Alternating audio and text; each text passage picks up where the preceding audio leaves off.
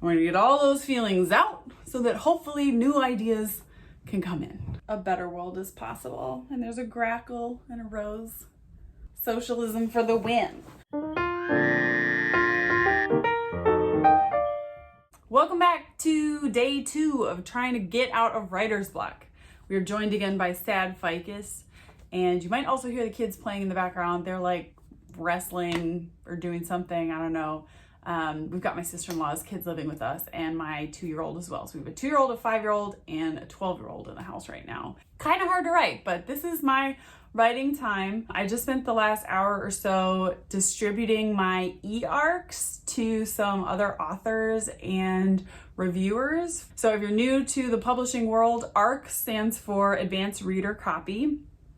And an e-arc is a digital advanced reader copy that you send out for reviews. But when you see a book and there's like blurbs on the cover of like, this author says this is the most wonderful thing I ever read.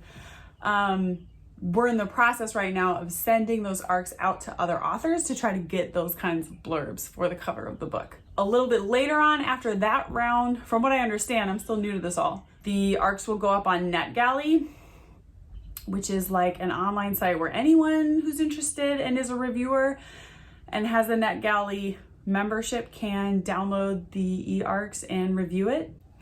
And we'll start sending out arcs to journals and websites and stuff, some of the bigger name places, Publishers Weekly and BuzzFeed, and I'm planning to send it to Strange Horizons and Tor to see if any of them are interested in reviewing it as well. Ow, I just got a cramp in my foot. So that's been exciting this morning and kind of nerve-wracking because my book's actually going out to readers in its final form for the first time. Of course, I did a couple rounds with beta readers and critique partners, but this is the first time the final form is like going out into the world to be judged. So hopefully everything comes back positive. Now that I've got my like hustling done for the day, I'm going to do another writing activity to try to, again, dig myself out of writer's block and try to get started on a new project. So my approach for today is sometimes you have to write about the reason that you can't write. After I submitted my revised YA manuscript to my agent, her name's Kirsten Wolf, and she's wonderful, and she's with the DeForio agency. I should probably mention that. She told me to come up with like an idea for a new book. What's my next project gonna be? And that's where I've been stuck. I actually got an idea right away, but it was writing about the pandemic, and she said to hold off on that. And I've heard that advice echoed many, many places. I've heard it on other booktubes. I heard Alexa Dunn mention it on her channel in an interview with a literary agent. Don't write about the pandemic right now because it's still developing.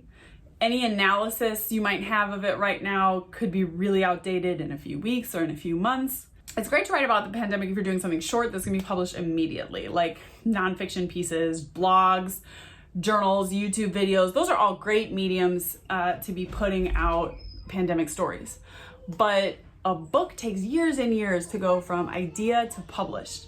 And so thinking that this is a book that would be published at minimum maybe 3 years from now, knowing the pace that I work at, in 3 years is a book that was written in the early stages of the pandemic about the pandemic going to be relevant? Maybe not. So pro advice right now is try not to write about the pandemic. But I sort of feel like I have to write about the pandemic to like get it out of my system. Like it's the gigantic elephant in the room. Another good strategy for getting over writer's block is just journaling. When there's a lot going on, journaling is another form of just getting words down on the page. So today I'm going to do the taboo thing, the write about the thing I'm not allowed to write about, which is the pandemic. And I'm going to do journaling, which is a very low stakes kind of writing. Yesterday we did a 7-minute free write. Today I'm going to extend it because I'm trying to build back up my drafting chops. So I'm going to try to write for 15 minutes straight. So let's get to it. If you want to do this with me, you could go ahead and pause the video here, get out a piece of paper and pen or your voice dictation software or your laptop or however it is you want to write. Set a timer for 15 minutes. Again, we're going to use the Linda Berry method. Keep the words flowing. So if you get stuck, we don't want that critical voice in our heads to come in saying, this is bad, this is awful, no one ever wants to read this. So if you get stuck, you recite the alphabet if you're doing voice dictation, or you just write out the alphabet on your paper until you get unstuck and another sentence comes to you, okay? We're gonna get all those feelings out so that hopefully new ideas can come in.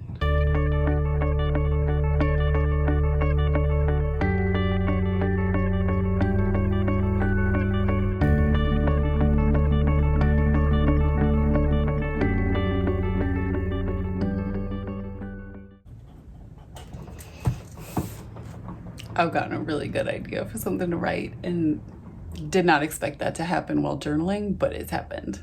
Okay, I'm gonna keep going. Y'all can't see what it is.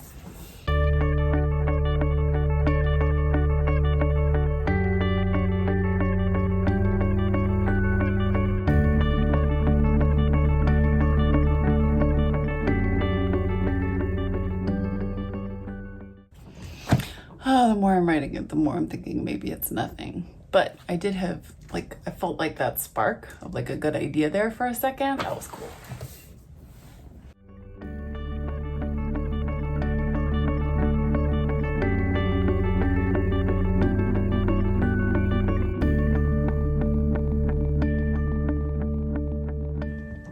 Oh, dang. So it's actually been 16 minutes. My, how time flies, although we had a couple interruptions. So that ended up being a really productive exercise for me. Something that I wrote about a lot was the fact that I'm a speculative fiction writer.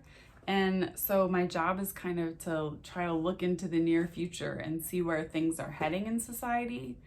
And the pandemic has made it so that things are changing so quickly and so dramatically in ways that I don't think anyone really foresaw, that it feels like my crystal ball is clouded over. I did get an idea though for some revisiting of like popular tropes from different types of genres and revisiting those tropes through the lens of a pandemic. What if this trope, you know, occurred during pandemic times, whether it's sci-fi, horror, or fantasy? I think that could be a fun project and something to blow off steam. There's something else that I want to get to. I think now would be a great time to write solar punk. In case you're not familiar, solar punk is science fiction that is not dystopian.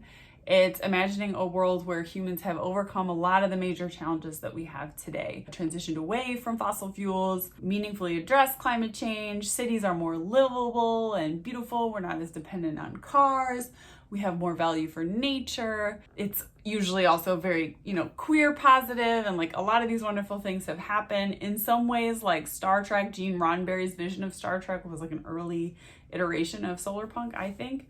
And I think that kind of aspirational writing is really good for the world. I'm such a pessimist that I've never really managed to write solar punk, even before I've like set out to write a solar punk story and it's taken a dark turn. I'm pretty cynical about human nature, but I aspire to write solar punk. I think that solar punk is really important. I would love to write some solar punk right now. So that's one way I think to write science fiction during this pandemic is, okay, let's stop imagining doom and gloom and let's start imagining a better future. So yeah, this exercise ended up being a lot more fruitful than I thought it would be. I did a lot of also journaling about just kind of my feelings, what's going on like personally with stuff, but out of that journaling process, I got some ideas for things that I might write. So that was cool, and we'll continue trying to break out of writer's block again tomorrow. Again, if you liked this, please comment, like, and subscribe. If you wrote along with me, let me know, what did you journal about and was it fruitful for you? Did you get anything down on the page? Like, subscribe, comment, bye.